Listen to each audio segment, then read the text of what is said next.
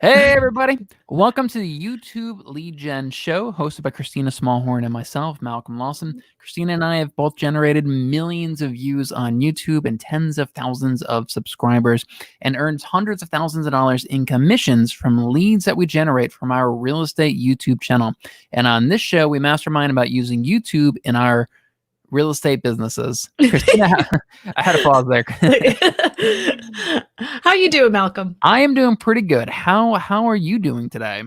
I'm actually, feeling good. The weather's right. The market is freaking hot. Like I would have never in a million years with all this nonsense going on think that the market would be as crazy hot as it is now. Yeah, it is. It's a crazy, weird market right now. I'm seeing buyers like not doing home inspections and just accepting homes as is to get their offers accepted. Yep. I just submitted an offer on a home that's coming soon status. My client hasn't seen it, just going off the pictures.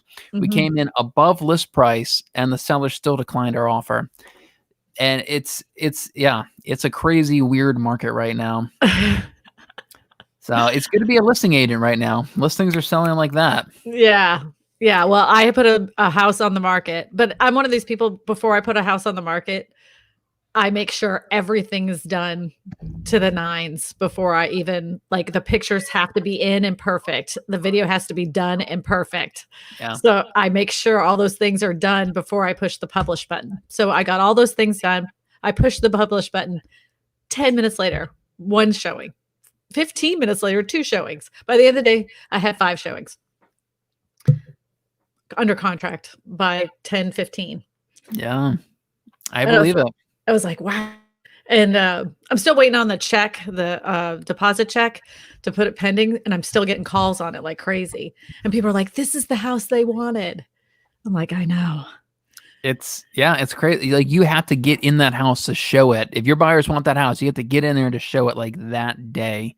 I had a very good virtual tour on it, though. It was that first day. It was because I have it as an unlisted. It's an unlisted link on my channel, and it. But I can still see who's watched, like how many people have watched it. So there was 57 people that watched it that first day. That's a lot. Wild. Because normally MLS virtual tours, if I get 32, I'm like, wow, that was amazing. So, and I'm talking use that in your next listing presentation. Oh, it was, no one does what I do as far as I don't know. I've never seen anybody do anything that I do on listings. Did you do a listing video for this one? I never even got a chance to do it. See, what I normally do is I put it on the market. I let it sit for that first week. If we don't get any offers, I drop the price and make a goofy video, something to be shared on Facebook. But you get on a contract. Yeah, I'm not mad about it. I bet. But I had this whole idea, like a quarantine home you can call your own, and I was gonna have my kids in it because they have this like dedicated office space upstairs, where they could, kids could do school at home, and I had this whole script planned out. And I was gonna have my friend Neil be like the narrator of the story as we go in each room, but. Have you ever thought about doing listing videos for other people's listings? I do it all the time. Oh, do you really? Oh, well, that's right. You do it all the time. But I mean, like an entertaining one that you're in there. Yeah, you're actually right. You have a whole like database of videos that you've done for other people. Like, I wonder if you could edit yourself into those videos somehow, or somehow you could probably even use those as B-roll in your YouTube videos. I do it all the time. Oh, okay. Well, there you go. Yeah, I ask them though. I always say, I'll text them and say, "Hey, can I use your listing from such and such to put in my video?" And they're like, "I don't care," Yeah. They're usually like, I take listings, the videos of those listings that were like a year old and they've already sold. So that way, even the new people, it isn't their stuff, and you know what I'm saying? That makes sense. Yeah. Good morning, Philip, living in Savannah. How are you today? Hello, Philip. So you said you had some good news today, huh? I do. So if anybody remembers, I did a video about right before the COVID stuff started, about 3 months ago. And it had to do with a foldable house. It was a house that it folds out. It's a box and it folds. The company's called Boxable. They got so much traction in like so much blew up for them because of that video. They had no presence on Instagram, and now their Instagram is huge. They barely had a speck on YouTube, and now they have a YouTube channel that's running and working. And then their website has gone insane. So they like are super thankful to that video. So thankful that they are flying me out on the 15th through the 15th, 16th, yeah, 15th through the 17th. I'm going to their factory and I'm filming a video there at their factory. And I'm physically going to unbox the Boxable house.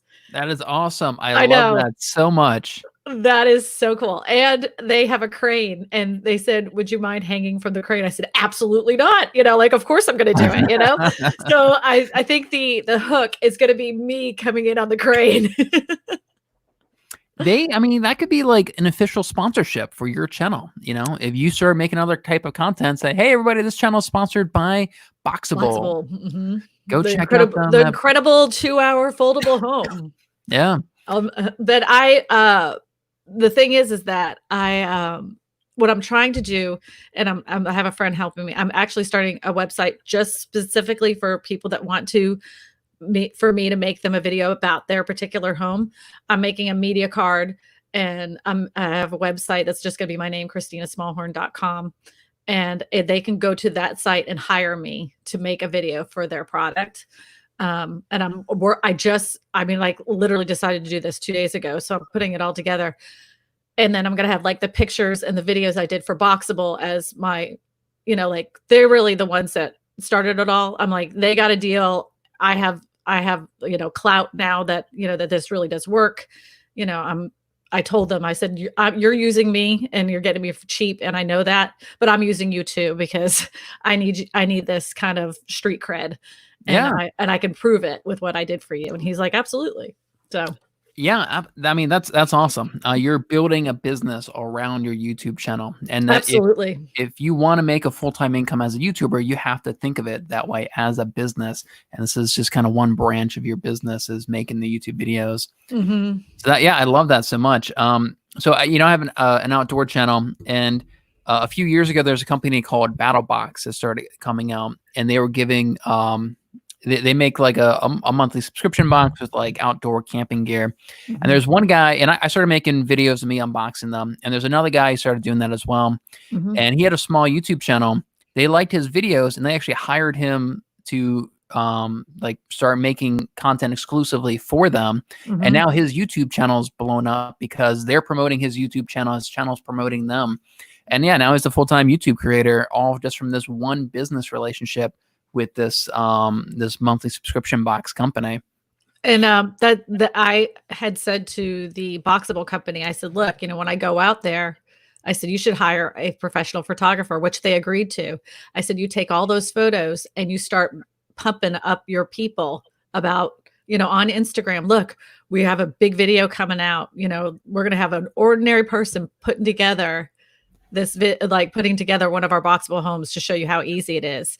You just keep posting that kind of stuff. And then when the video comes out, is just say, look, our video came out, like you're going to see what, how easy it is to put it together Boxable. Here it is. Here's the link. So that would take all their Instagram followers, bring them over to YouTube. Then it gets my video going and it will get their stuff going. It works in in tandem. Yeah, I mean, that's huge. That they obviously they have some kind of audience. They're mm-hmm. promoting, building an audience, and then for them to send that audience over to you, I mean, a partnership like that, you could double your subscribers, literally in just a few months if something like that really worked out. Mm-hmm. Do they have a big following on Instagram or anything like that? They didn't until my video. Okay, so your video got them that following. Yeah. Yep. And then they had other YouTubers make videos, and some of those videos did pretty good, but they do well and then they fall off. Right. And he said, your video went off and then it still continues to grow. I said, well, there's a reason for that. And I said, I knew that it was going to start off good and it will eventually grow. It will. I still 100% believe this will make another, just like the tiny home. This particular video will get to 1 million views. Yeah, I believe it. What's it at right now? It's like just shy of 600,000. Yeah. That's awesome. Yeah, that's great. Congratulations. I mean, that's your first real like professional, I guess, relationship. I was listening to Daryl's podcast, Creator Disruptor, and he's talking about one of his creators that he kind of mentors. Very early on, their first sponsor was Hot Pocket, is a gamer creator. And years later, they're still loyal to Hot Pockets just because they were one of the very first companies that sponsored them. And they've had this relationship with Hot Pockets for like 5-6 years now on this gaming channel. So you could absolutely do something like that. Yeah, that's awesome. That's really cool. I know. I'm excited. I want to hang from the crane. I'm like, yay, I get to hang from a crane. A little nervous about flying, but whatever. So what have you thought about what's your structure for that video going to be? Okay, so my hook is going to be that part where I'm coming from a crane, coming all the way down. I'm going to bring my drone. So the drone is going to follow me down, but I have one of those lapel mics with the Go. Yeah. So I can record it on my other camera, my voice. And I'm just going to say, I'm going to unbox this house myself. And I'm going to see if it actually takes less than 2 hours. Right. Like, and like, I'm going to have like B-roll showing me actually unboxing it, as, like as I'm coming down, I'll have the B-roll for a few seconds coming back to me, still coming down on this crane.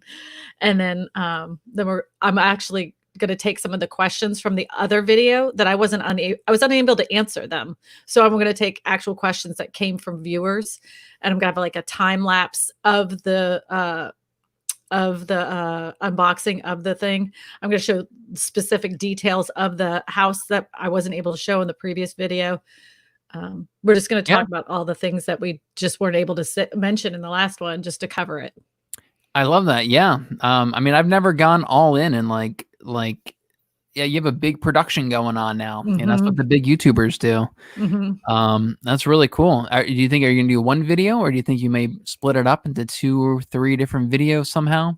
I think the thing to do is, this is one video, and then because I'm going to be doing it, they still don't have their production line started.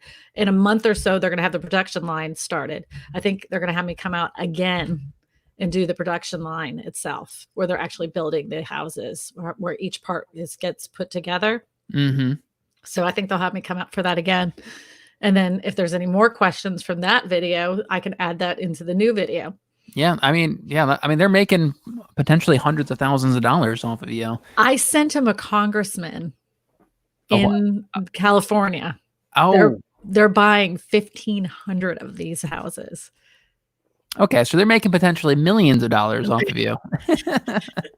They like me, and I've made them money. They're making me money. So yeah, that's awesome. I mean, one partnership with them. I mean, I could see you getting to 100,000 subscribers. Just with that relationship. That's really cool. I mean, yeah. See if you can get them to give you. Oh no, I mean, I was thinking maybe they could give you like an advertising budget, and you could like promote your video, but maybe not. I'm just gonna go straight from what the let the algorithm do what the algorithm does, and we did that the first time, and it worked fantastically. So I plan on doing that again and let it do its thing. So we were talking earlier about buckets of content, and you've got one like bucket of content, one style of content that's doing really well. So what exactly is that bucket? So what like, how would you define the bucket of content that this video is in? Alternative housing. Okay, I like that, alternative housing. It's because it's manufactured homes, it's tiny homes, it's modular homes, it's foldable homes, it's 3D printed homes. I was supposed to go out to you know what? Those 3D printing companies are pretty flaky, by the way. Oh no. I was supposed to go out to Austin, Texas during the time of this other stuff that happened. Of course, nobody was going anywhere. So that was Xnade. I brought it up to them again now that things are opening up, and they're like, yeah, we'll get back to you. And yeah, well, we're putting things, like, it seems like they're kind of like, I don't know if they didn't get the budget anymore, or I don't know.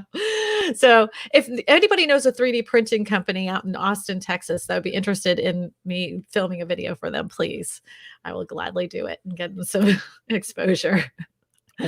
what's that one website where Kickstarter. Uh-huh. You should go on Kickstarter and see if you can find, kind of the next like innovative idea, and maybe you work with some of those people. I think it's so interesting. And if I find it that interesting, I'm sure other people find it interesting. Like container homes are super interesting. Yeah. I did one on Amazon, like container homes that didn't do so hot, which I was a little surprised about. It's only got like 3,500 views. Mm-hmm. But what else are you gonna do? But I actually want to go to an actual container home and somebody show me everything that's in it, because I've never been inside one. And I think that other people would be just as interested as I am, because it's like curiosity, childhood curiosity, basically. Yeah, I've always been interested in those shipping container homes. And in Mhm. fact, my uncle, he owns some land out in West Virginia, and he just bought a big old shipping container and had it delivered there. And he had it Mhm. spray painted and coated and everything. And he's not planning on living in it, but he just wanted like a big, safe, secure storage, thing. Facility, little. Yeah, because he doesn't go out to his land very often. If it Mhm. was just like a wooden shed or something, somebody could probably break in there easily enough. So yeah, but I mean, you could absolutely turn that into a pretty cool living space, a little bug out shelter. Right, like a bug out bag. I think what it is that I think people are just looking for cheaper ways to live, Yeah, less expensive ways to live. And these alternative homes are kind of a solution, because a lot of them are highly energy efficient.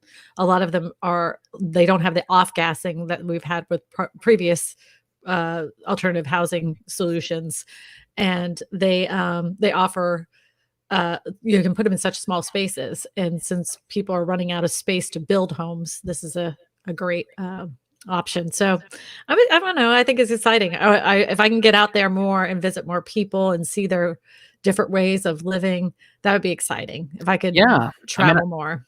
I love that idea, and especially right now, that is a growing trend. Mhm. So I saw an interview with the Redfin CEO, and he said that what he's seeing is less searches inside cities and Mhm. more searches in more rural areas, as more companies are saying just allowing their employees to work from home.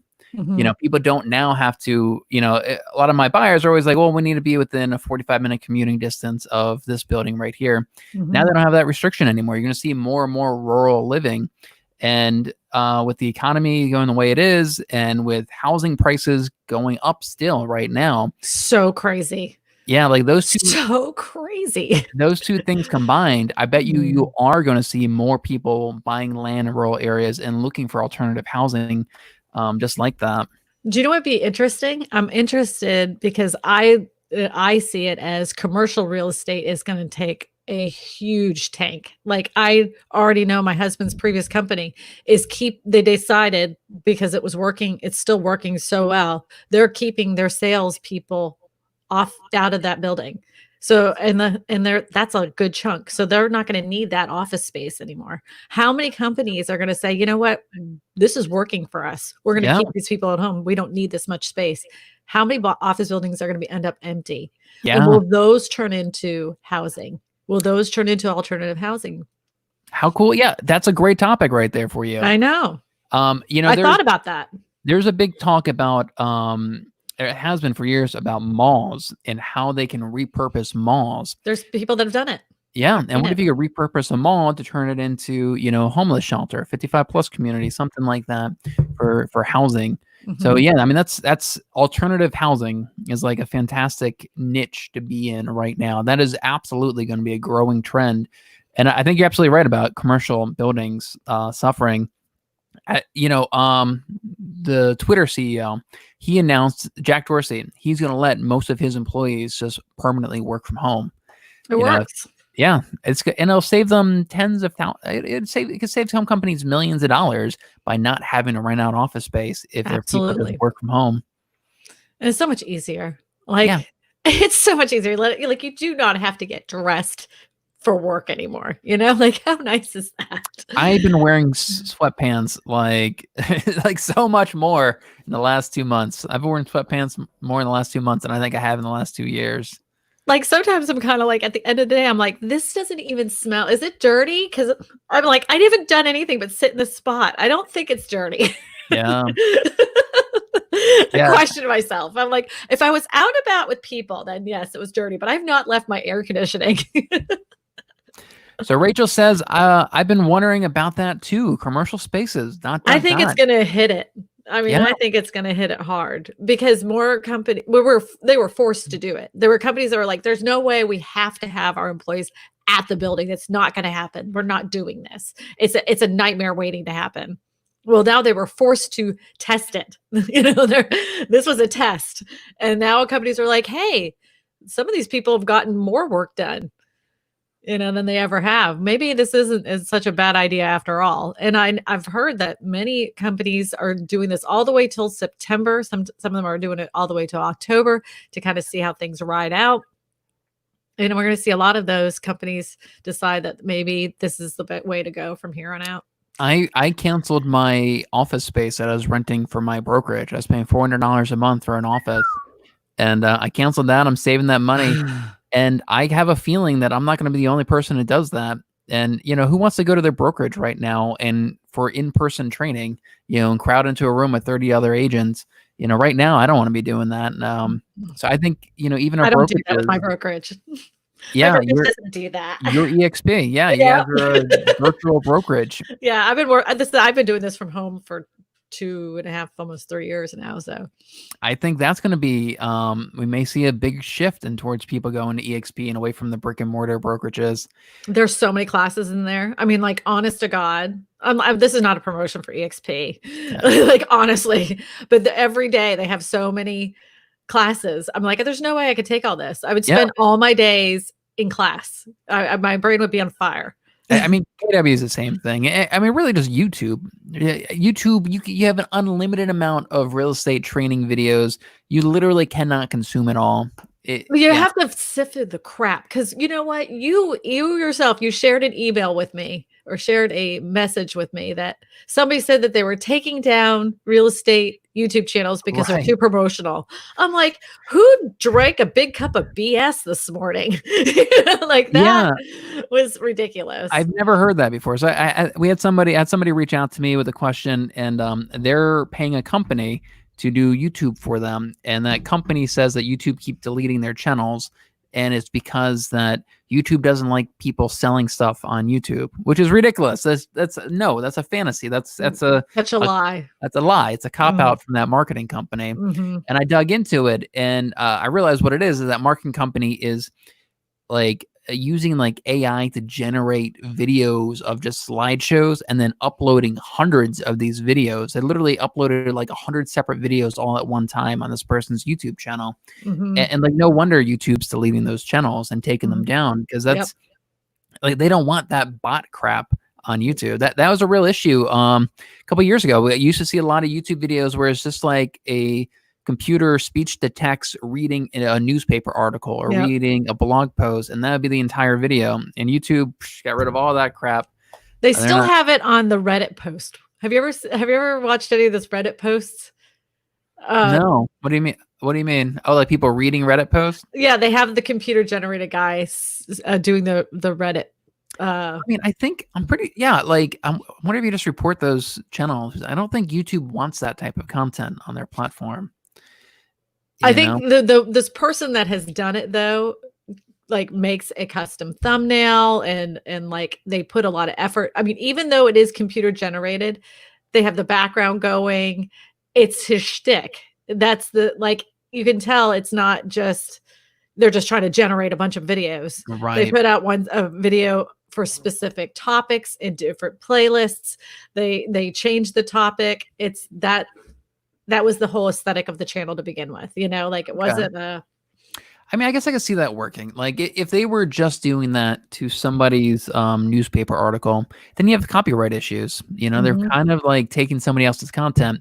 But if it's taking public post and That's what I comment, do. that's a little bit different. That's probably in the public domain or something. Probably won't have any issues with the copyright issues. I did that. I did Oh, you did Like, one recently about next yeah, door. next door. Yeah, and it didn't get a great lot of traction. I think it has like just over 800 views, but I think it will over time because it's freaking hysterical. Right. It's one of those things that I did that video knowing that it wasn't going to do that great, but I feel like over time it will because it's one of those topics that people love to talk about. It's on Reddit, it's on Right. Twitter. People love to post that nonsense. It's so funny. And then what people write in my comment section of the stories that have happened to them because of Nextdoor is so funny. Oh, wow. Yeah, I'm not really involved in Nextdoor all that much. Don't be. It's Okay. a horrible, horrible, This is a cesspool. horrible. Ah, like if you think Facebook is bad, this is where the really bad complainers go. Uh, It's like these people, like this is so funny to me. Like they'll say, I found these toothpicks in my front yard, and I think it's related to drugs. And here are the kids that I saw with the toothpicks. If someone could tell me what toothpicks means with drug paraphernalia, please let me know because I want to call wow. the cops. And I was like, toothpicks, lady? I wonder what the age demographic is of people on Nextdoor. It's probably skews a little older if I had to guess. Well, they're people obviously that have nothing better to do but spy on their neighbors. Right. And they have so much things to complain about, between kids riding their bike on the grass to fireworks on the 4th of July. Uh, that Nextdoor app is the worst. The Good. worst. I won't even bother then. So Philip says, did you see the article on how many people in densely populated cities now looking to get out of town to more rural or small towns and cities based on COVID-19? Forced was the key word, Christina. Forced. Yeah, I mean, I didn't see the article, that article. I mean, actually, Mhm. I mean, I've seen a lot of articles. I've seen a lot of YouTube videos about that as well. Mhm. And yeah, that's what we're talking about, that if their companies allow them to work from home, why wouldn't you move somewhere where homes are half the value, cost half as much as they do in the big cities? I So, will say this though, if you like living in the big city, I can see that the traffic has alleviated quite a bit since all this. And if because people are still working from home, granted there's still traffic, but now if you were looking to get into the big city, maybe it wouldn't be such a bad idea, you know? yeah, I Traffic is mean, not bad, walk to everywhere, you know? if you could only stay like this, I know. I know. it probably won't. Well, we'll see. I don't Yeah, know. so going back to the copyright things, I had an issue recently that I've never run into before, and that's that I made a video all about pretty much reviewing a movie, Mhm. and I was trying to use a lot of those clips in my video, and I would play a little clip, and then I give my commentary on it, and yeah, it kept getting flagged for copyright strikes. Of course. Yeah, well, I didn't know. I'm gonna tell you, you're gonna get around this because you are taking that original piece of content and changing it. All the robot sees is this is a clip and there's someone stealing it. They don't understand that that's how movie reviewers get away with it. That's how, that you can do that. You're taking the original piece of content and restructuring it in a way with commentary. So it's not exactly the same. I Right. had this happen to me with my React video. I had one that sat there. I'm like, "Oh my god, I've done these videos forever. Why is this particular one?"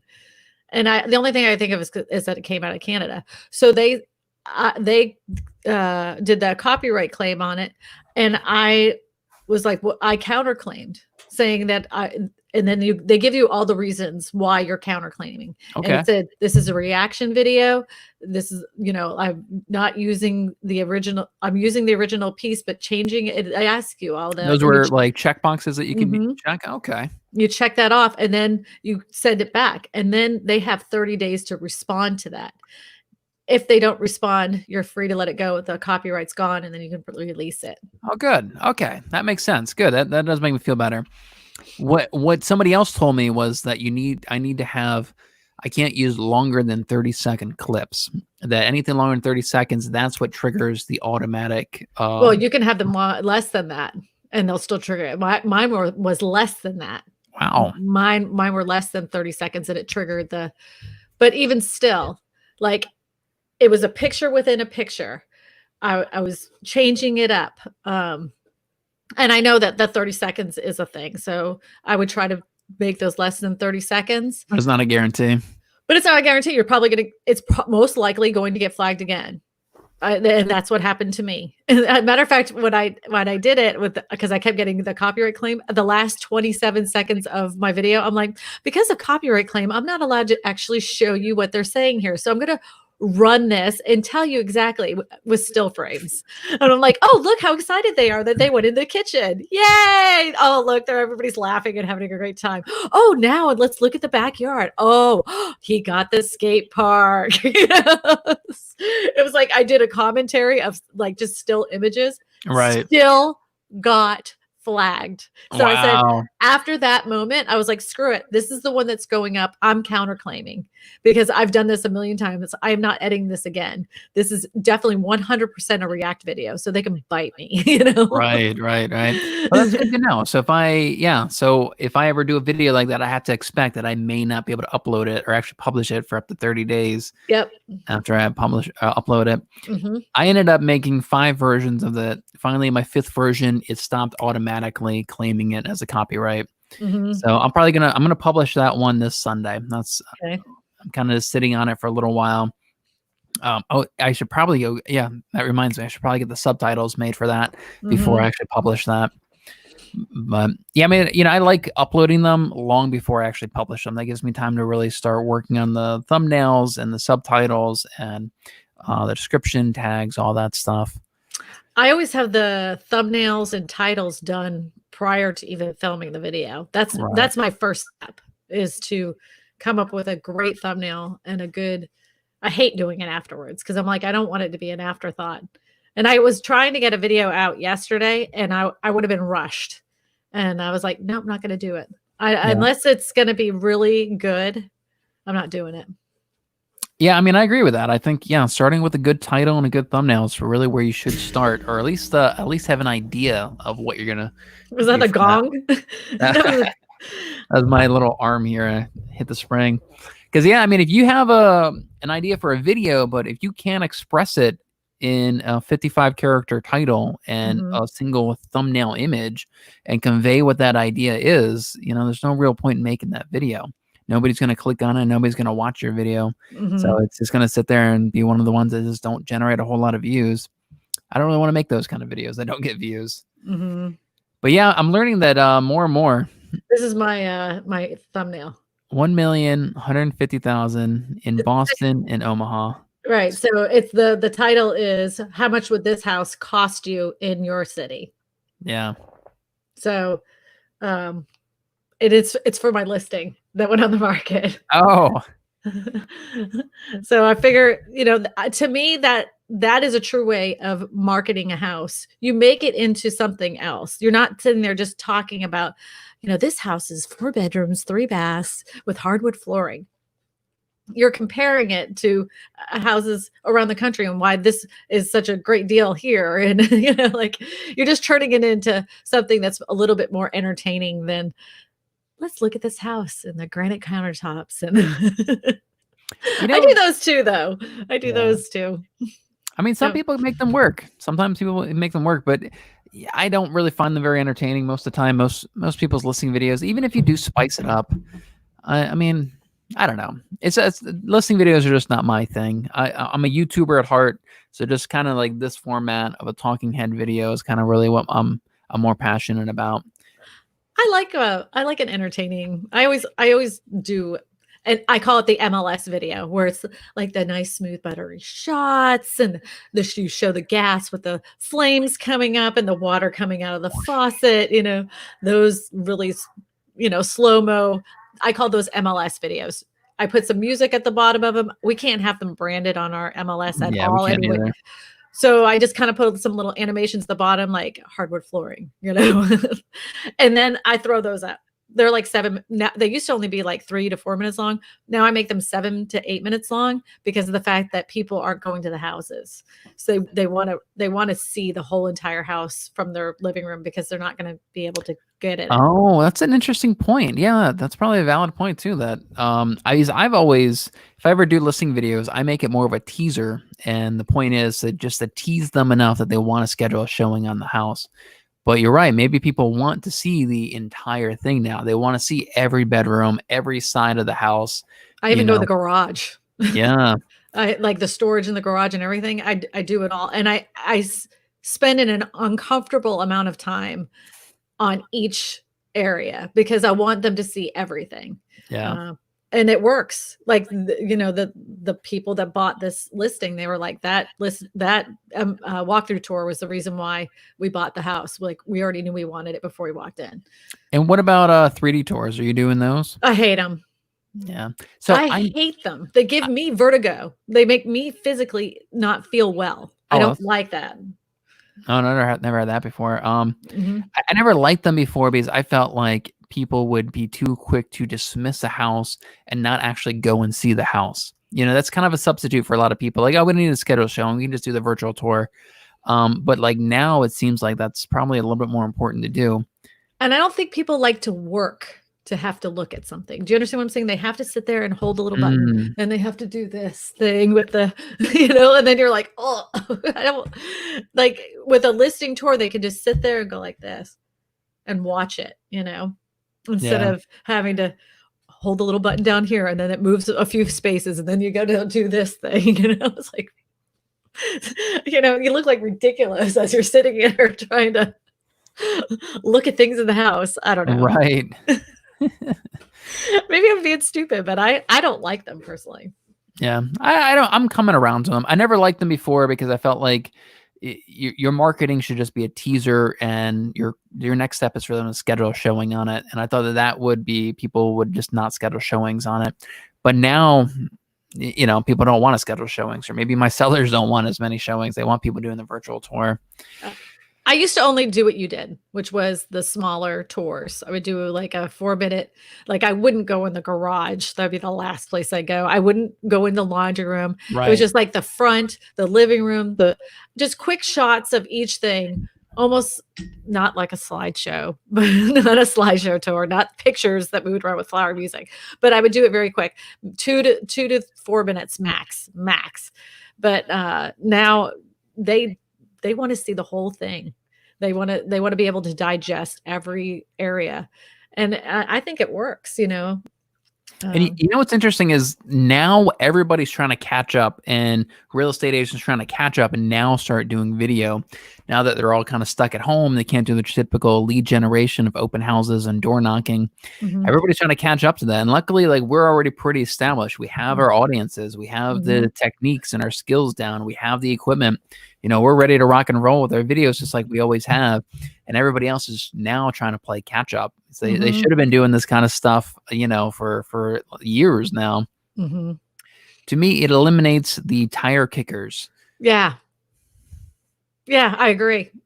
You're always going to have those people that just love to waste your time because apparently we are making hand over fist and we are here to entertain them. And that's the other thing too. It eliminates the need for open house. So like when people say, well, what are you going to have open house? I'm not going to have open house, but here's the listing tour I did of that. Because I hate open house. I think they're a waste of time. And I know some people will argue with me, but honestly, I've always felt, especially in our area, it was a way to pacify the sellers to make them think that you're doing something, because nobody ever has bought a house during open house in the 13 years that I've sold real estate. Yeah, I have never converted a lead from an open house. I hate to admit that. And I've really gotten focused about them for a while there. I was practicing my scripts for open houses, my call to actions, and trying to set an appointment at the open house or buyer's consultations and following up with leads. And I got an iPad and people would sign in an iPad. I still have never, ever converted a lead from an open house. I did one. I have converted a lead. They didn't buy that house, but I did convert one lead. But if you weigh that out, that really didn't pan out too good. Right. Yeah, I hate doing open houses. And yeah, luckily now sellers are not asking for them anymore. Well, I've always said that to the sellers. Look, do you want to be out of your house on a Sunday? They're like, no. I'm like, you don't need an open house. And they're like, we don't. I'm like, open houses don't sell a house. Open houses get me clients. And that's the reason why we have open house. And they're like, really? I said, yeah, that's why people have them. Rarely. I said you won the open house lottery if you sold your house because of open house. I said, I know that you've seen it on HDTV where people come in, they're like, oh, and they get 6 offers at the end. That's just not how the real world works. That's made for television. And then they're like, okay, that makes perfect sense. They don't want it. They don't want it anyway. See, Yeah. Dave, you can have them. You can have every single one of my you open can have houses. 'em, Dave. Yep. Good on you. Not for me. Yeah, we'll be doing our videos. Yeah, you do all the open houses that you want. Yep. I mean, theoretically, I get it. Because with open houses, you're meeting people face to face, and you get to build that relationship deeper than if you're just cold calling people. And you're typically meeting people pretty early on in the buying process before they're even talking to an agent. So I get why it could work for somebody. Maybe I don't know. I've never converted one, and I don't like doing them. And yeah, it's just not my thing. I do know agents who, that's part of their business model is open houses, and it works really well for them. It's just like everything that we do in this business. Our thing is video, and that's what works for us. And that people would say, well, I've done videos and it doesn't work for them. And I think it's a waste of time. Okay. So that's their thing. There's some people that I detest cold calling. I swear I'd rather have dental surgery without Novocaine before I start cold calling. But there's other people that have made a humongous business out of that cold calling. No, I swear that's like the last thing on my list I want to do. Everybody does their business their way. And if it's working for them and they're happy, so be it. Nobody's doing it wrong. If you're doing open house and killing it and liking what you're doing, then have at it. It's just not my thing. Yeah.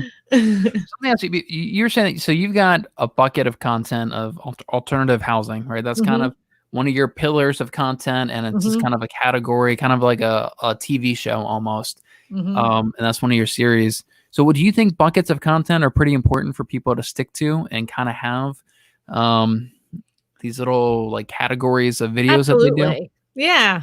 Yeah, absolutely. Because then people know what to expect from that creator. You follow a pattern and they know, oh, that's the alternative housing channel.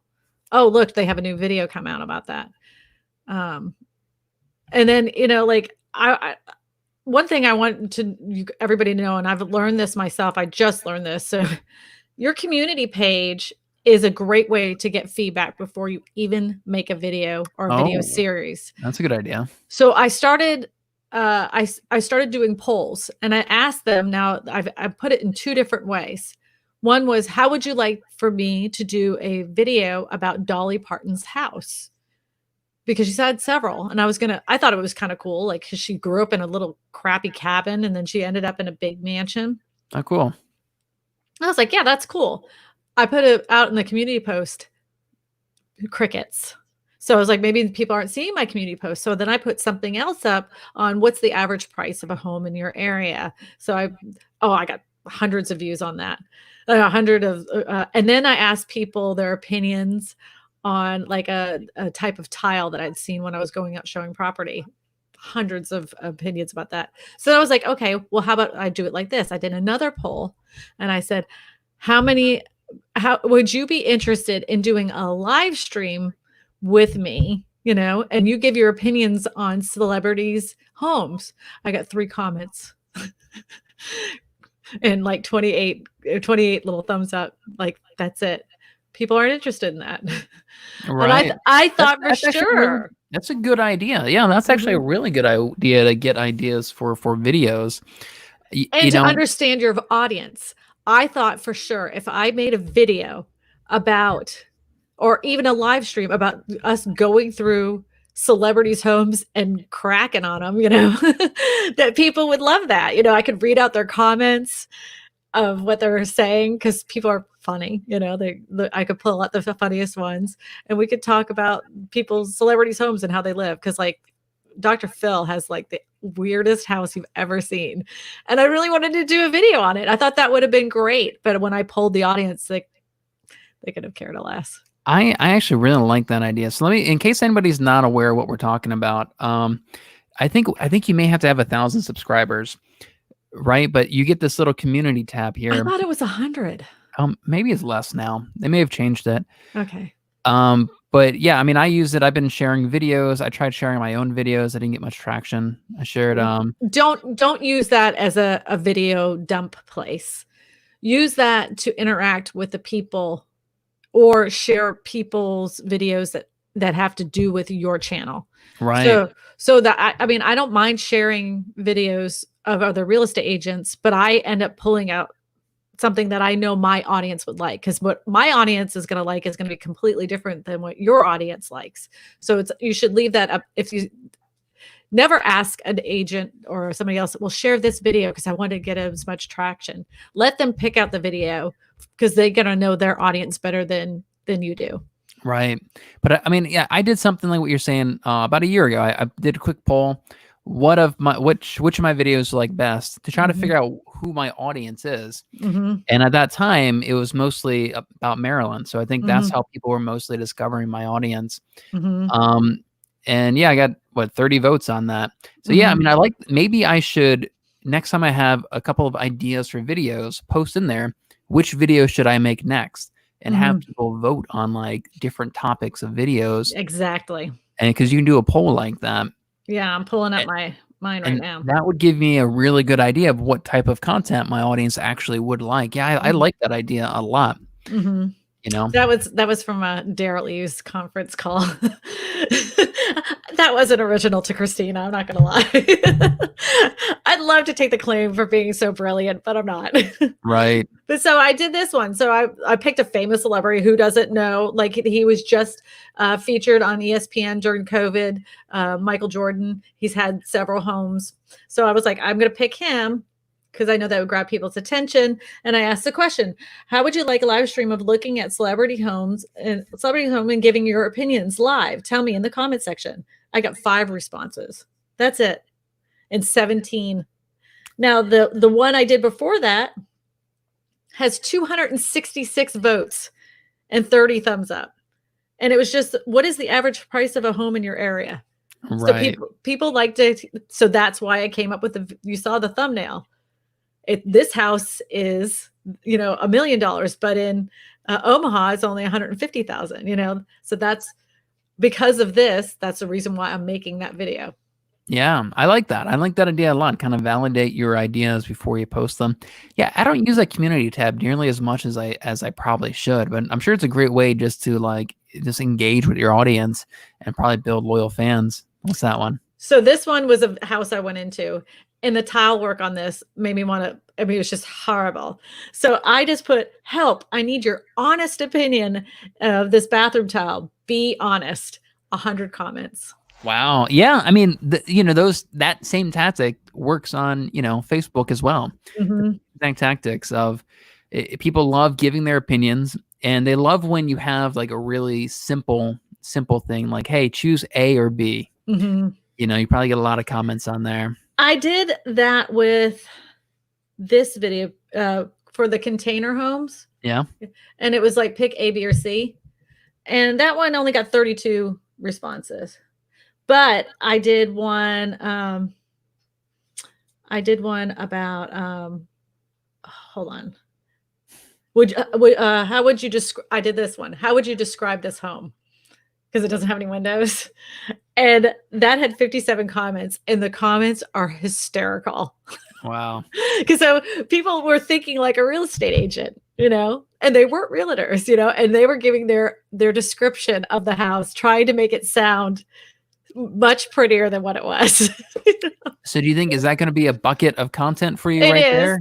Like celebrity homes? I have a series coming out that is basically real estate resale nightmares.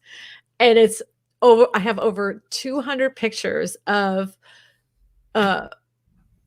photographs of that real estate agents have taken while they've been at other listings of like, what is this and what's going on here and all that. So I have all of those videos. I have all those pictures. So one video is going to be about bathrooms, and another one's going to be about living rooms, and another one's going to be about, Yeah, I can see that doing really well. It's kind of crazy things. Yeah, I mean, people do the stupidest stuff to their house. There's entire Facebook groups dedicated just to that. Yeah, I mean, that could be, if you do, that could be an ongoing series for you. You never run out of content. Nope. about that. Same thing with the celebrity homes. I mean, Elon Musk, he's for sale by owner of his one of his very unique houses. I just don't think my audience gives a flip about celebrity homes. Right. I've tried 2 different posts about celebrities in their homes. I think people are like, I don't want to be a celebrity. I don't care about celebrities. I want to know about this. And then I had videos that I did about tiny homes, and then I did a video about luxury tiny homes, and that video did the pits. Wow. Yeah, I mean, you're figuring out, your audience and what kind of where you can kind of fit in. Let me ask you, if you could be a full-time YouTuber, but you only can make videos about one kind of very specific thing, and you may even get a little bored of that topic over time, would you still do that and take that opportunity? No. No, you wouldn't? You need that creativity and that freedom? Yeah, because I will resent it, and then it will feel like a job. Yeah. I need to do, like, I know I have this one bucket that does really well, and I'm really interested in it, but I need to also have, like, a bucket that makes me happy, Right. which one of them is the next door, because sometimes I'll grab a wig and put it on and, like, read it. I'm like, oh, somebody's stealing the honey from my, like. So I play out the person actually that's making the post. That makes me laugh. And Right. I'm like, I know this one's for me, but whatever. The series may never do anything, but at least I had fun doing it. Yeah, and I get that. So on my outdoor channel, I'm trying to figure out what my buckets of content are, what my pillars of content are, and I think I've got it mostly figured out. One is going to be me building like survival kits. One is going to be survival lessons from Hollywood movies, and another one is going to be EDC, everyday carry. We kind of go over the different like items that you carry on yourself. And I found a channel that's called Best Damn EDC. And that's all he does is just videos about just like gear that you carry with you on a daily basis. Leathermans and knives and wallets. And that's all he does. And he's got 150,000 subscribers. I'm sure he makes a full-time income off of that. But I was just thinking like, God, that must just drive this guy crazy that he just pretty much makes the same video over and over and over again, except with like different items. And he's, successful at it, but it must be very boring, like being in that, just making that one very narrow and specific type of content over and over. Oh, I know it works. I know, and I know it's probably the best way to successfully grow a YouTube channel. Right. Because my daughter plays a game called Roblox, which, I mean, there's a million different games within Roblox. She went all the way down into Roblox where she only plays a game called Adopt Me. She made 4 playlists for that game, Adopt Me. She's only made 9 videos. She has one of them that has over 30,000 views on it. And she gets subscribers every single day. And she had stopped uploading like 2.5 months ago, 3 months ago, since the COVID stuff started. Yeah, that's good. And she's like, I think she's at like she's over 300 subscribers now. Yeah, that's great for a 9 kid. videos. She's only done 9 videos. She's almost halfway to getting monetized.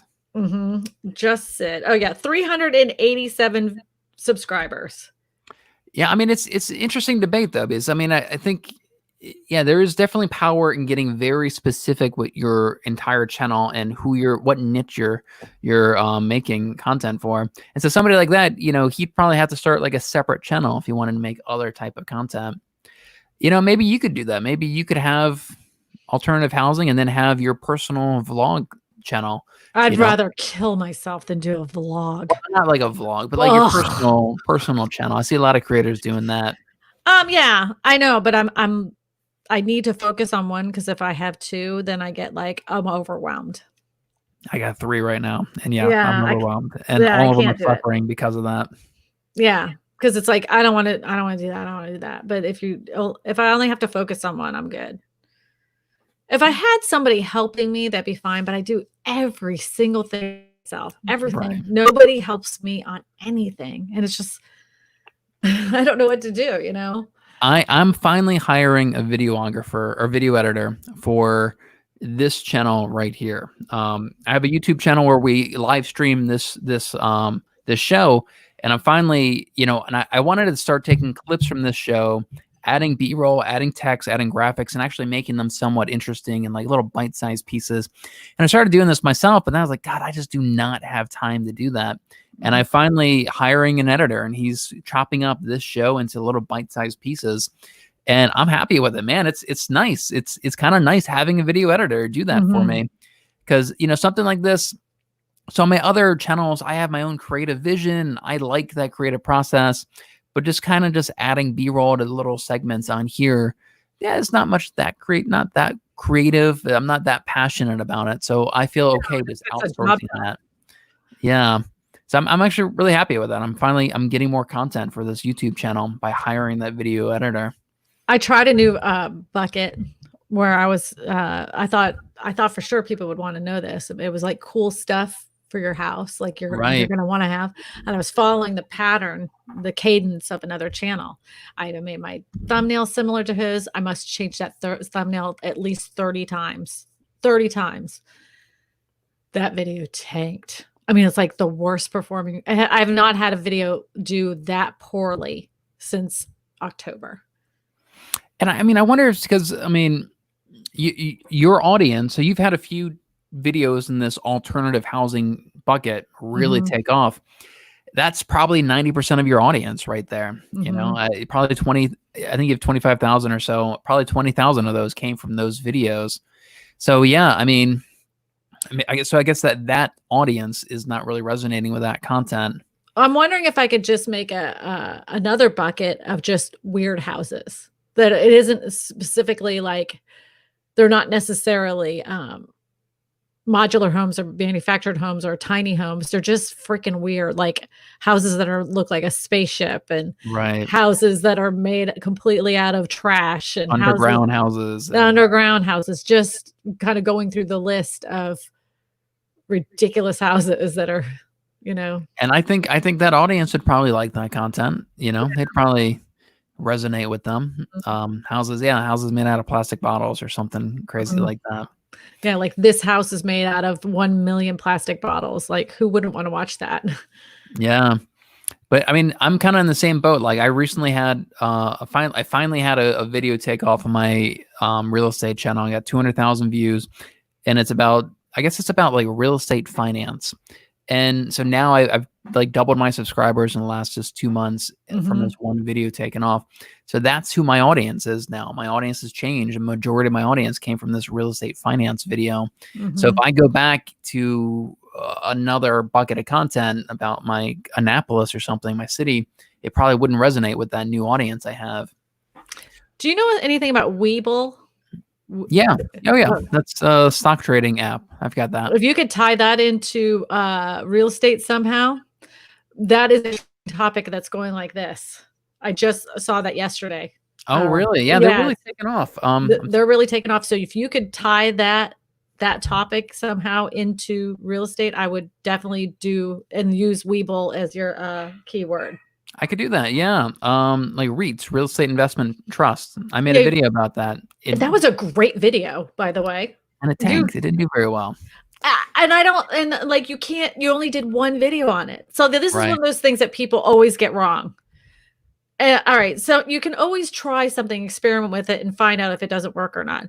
Or you can say, look, I know what my audience is. This didn't work that great this time, but let me do 3 more videos around that same topic. And if they continuously do bad, then yes, then it isn't going to work. But if it gains more momentum over the, like you did 500 views, and then the next video got 700 views, and then the next video got 900 views, that is a bucket of content that could potentially blow up your channel.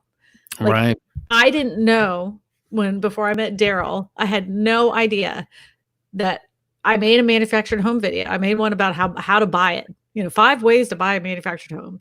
And then I did another one like a week or 2 later on the pros and cons of manufactured homes. And the only reason I do that is we sell them here in Ascension Parish. We have a good portion of people that live in manufactured homes that continue to get that was continuing to get traction. To me, to get 1,500 views and 3,000 views on the next one, I was like, that was a pretty good little thing. Left it there. I'm like, what else can I say about buying a manufactured home? It wasn't until I met Daryl and he's like, you have 2 videos here that this is a bucket of content for you. And I'm like, it is? He's like, yeah. He's like, you need to make one more video about manufactured homes. I'm like, what the hell else can I say about it? So I make another video begrudgingly about freaking manufactured homes. Put the video out. It doesn't do anything. It takes a minute for the YouTube algorithm to kick in. 21 days later, it explodes. So you got to be patient. If you really feel in your heart like this is something that can really take off, put everything you can in those first 3 to 4 videos, everything you can.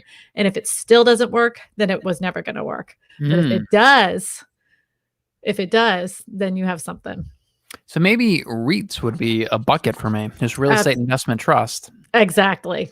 There's probably not much content out there about that. And you go through each company. Like you could do one REIT with Webull. You could do one REIT with, talk about each trust. That's what people do with crypto channels. Yeah. And I mean, and so Webull is one of these free brokerages. Meet Kevin's always talking about them. They give him, because he gets 2 free stocks every time somebody signs up using his affiliate link. And that just kind of goes back to finding sponsors for your channel and building that business around it. Well, say you do that series, right? And Webull has already picked Meet Kevin, but another company could help you out. They're actually emailing me all the time. So there you go. I kind of ignore the emails. I actually had to stop because I was like, they need to stop sending me stuff. So I unsubscribed to them so they wouldn't. So then they find another email of mine, started sending it there. I'm like, oh my God. So unsubscribe. They're getting very aggressive with their marketing, but it's working. They're reaching out to creators and influencers, and it's working. I gotta figure out what my buckets are for my real estate channel. After this is over, you and I will talk. I think I got one with real estate finance. That's kind of one. I'm gonna do that one about refinancing your home. I'm gonna do one. I did the one about 15-year mortgage, 30-year mortgage. So just real estate finance. That'll be one bucket. And then maybe personal finance be another bucket. Maybe REITs can be another bucket of content. Yeah, I gotta sit down and start pumping out that content. See, that's the problem with having 2 YouTube channels, because I want to do which one are you passionate about though? Which one really like makes you go, oh, I really want to put everything into it? Are you doing the real estate ones just to get it done, and so it's out there and hoping for the best, and like, oh, it's going to do okay, it will continue to grow, it's making my business, and then you put all your love and your effort into the outdoors channel? Or is it the vice versa? You like talking about the finance, you like putting in those B-roll shots, you like spending a lot of time on the thumbnail for your real estate channel? Which one do you spend and want to do? I think I actually like the outdoor channel more. I'm a little bit more passionate about that. A little bit more. I enjoy that more. You need to spend that time. You need to hire that. If your editor is good, take that editor and have them edit your real estate videos as well. Because if you have no passion for it, don't sweat it. You're getting the information out there. You find your working buckets. You're going to have your little system. I would follow that same pattern. For, I would make a script pattern for each one of those types of buckets that you make, and just crank out those videos. So there's no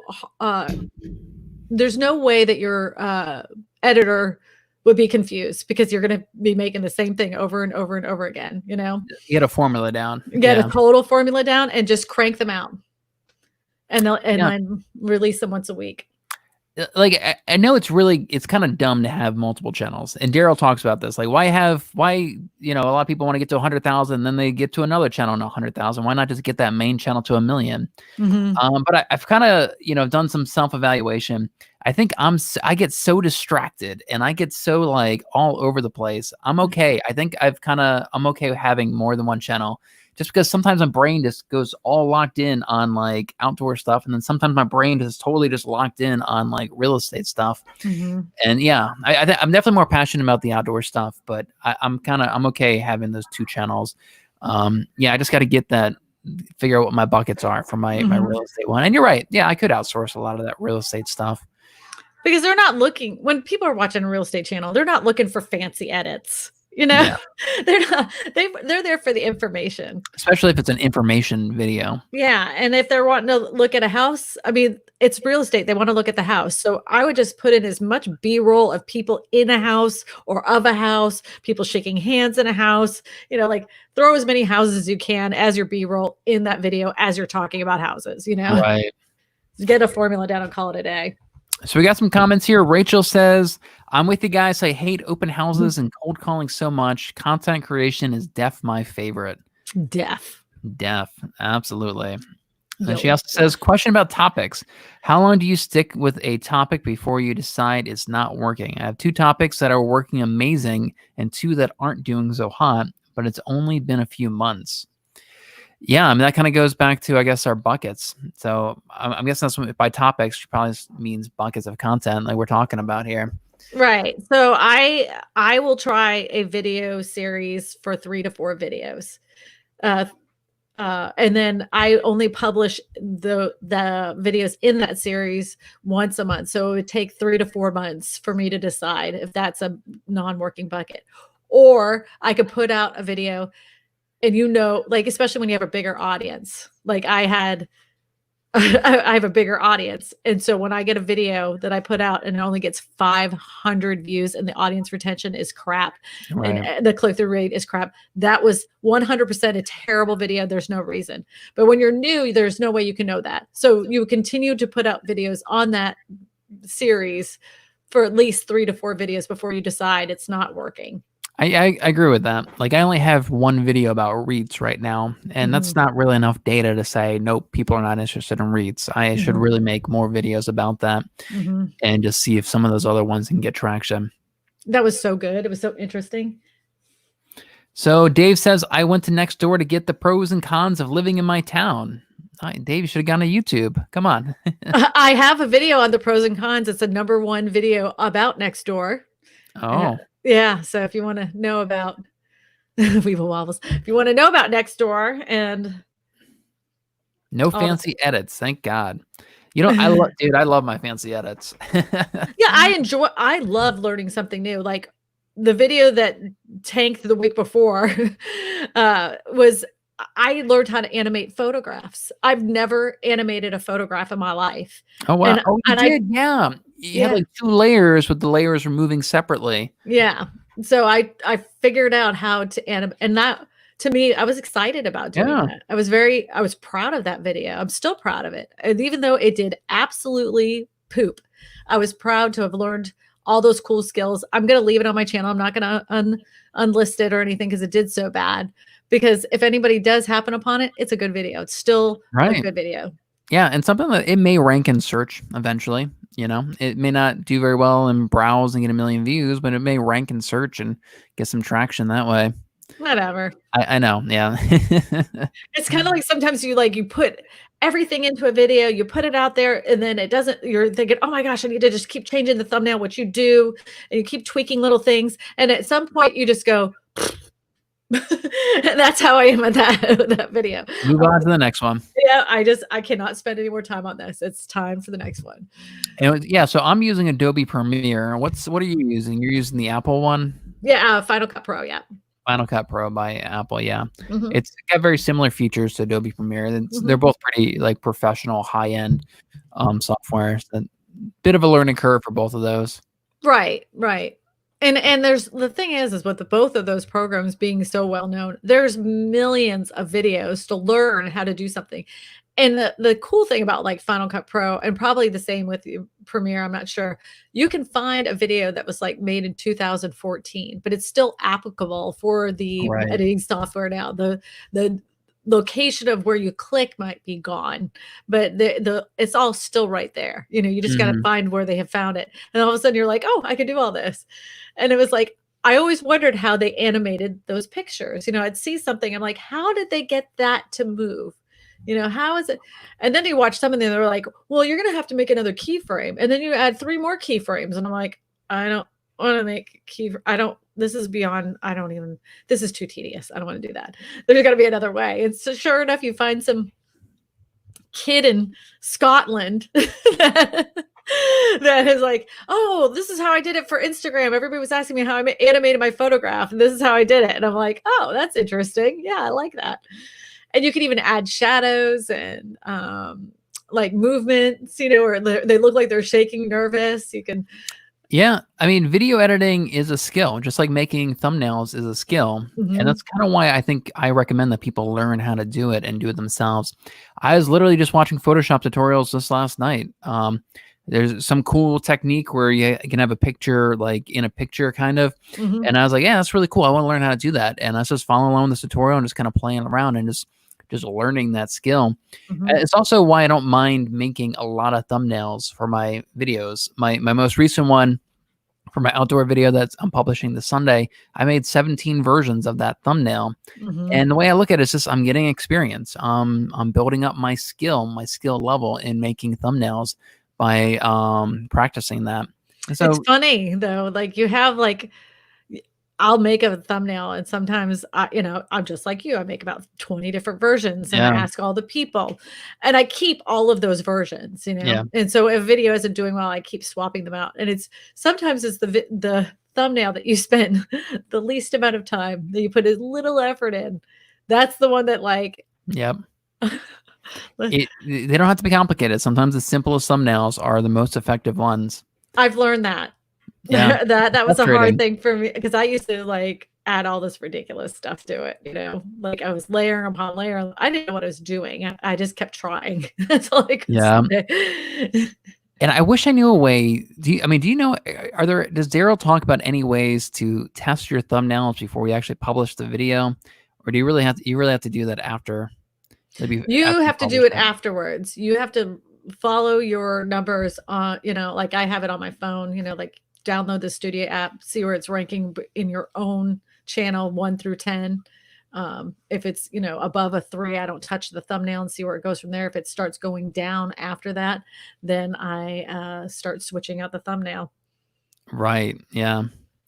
Yeah. Let me show you. Let me share my screen real quick here. Can you see my screen still? Or yes. Can you see my thumbnail? Yes. Yeah, so this is one I put a lot of work into this thumbnail, with the transparent background and everything. And I don't know if this is going to be any more effective than this one here, which is literally just a screen grab with some text on it. That one's going to win. It very well might. This Do you know why? Simple may work a lot more than a super complicated one. What do you think? Pretty as that is, I want you to shrink that thing down all the way down to what it would look like on a cell phone. Let's see if I can do that. Yeah, what the hell is it now? Yeah. Yeah, see that's that version, and then it's very pretty, but that has such a stark contrast. There's no problem being able to see exactly what that is. He's in the cold. He's got snow on his face. It's easy to see. It's clear on a cellular phone. The other one, it's beautiful. Don't get me wrong. It's a very pretty picture, but that is very difficult to. Well, yeah, you can see all the different versions that I've done, and yeah, I mean that's the frustrating thing. It may not be any more effective than some of these much simpler ones. As the movie poster, that's another one I may use. And yeah, I guess that's why it comes down to just testing them out, and why using TubeBuddy to do A/B testing on your thumbnails in the end is really pretty good, pretty fun. So, well, I think that may be a good place for us to cut our show short this time. I know we usually do 2 hours, but we're at 1 hour and 13 minutes today. That's fine. I ran out of tea, so that's good. But we never did the next one we do. We need to do some channel. We wanted to help channel reviews, but this channel review is going to be different. So if anybody's interested, you've made it this far listening to us ramble, we would like to help you figure out a content plan for your channel, like what you should probably make for your channel, because a lot of people are all over the place. and then they actually have some videos that are performing that would help them increase their channel even more. So Malcolm and I can help you identify those videos, so that way you know which ones you should make again and again. Oh, I like that. So like a really deep, in-depth channel evaluation where we really take a look at what's working, what's not working. And we should make it a contest. Yeah, I like that. Get somebody, the winner gets on here with us, and Yes, and it should be a contest because this will really help them. This is like a free consultation. what? This Okay, what can they do to win that contest? Should that be whoever's most active in our Facebook group? No, we need to may have them make a thumbnail of, you know how like we have you and I have a thumbnail that we of our show that you've been using. You have a kind of a goofy face and I'm kind of like, yeah. So they have to make a thumbnail of this talk show, this little podcast we do. Okay, I like that. I like that a lot. Yeah. Okay, yeah. No, I like that a lot. I mean, Daryl, yeah. Okay, yeah. So the winner gets a jump on the show with us, and we give them a real deep dive channel We evaluation. probably will spend the whole hour just helping them with building their channel correctly. Because like a lot of people have been told the wrong way for a very long time. All right, we're doing that. I'll make an announcement in our group that Maybe you should just like jump up with your phone and do another live. live stream. Mhm. I like it. Okay, you heard it here first, guys. You guys get a jump start on everybody else. Yeah, make a thumbnail. All right. Well, that's a good place to end the video for today. Yep. All right. Goodbye, everybody. Thanks for joining us. Bye. See you next week. See ya. And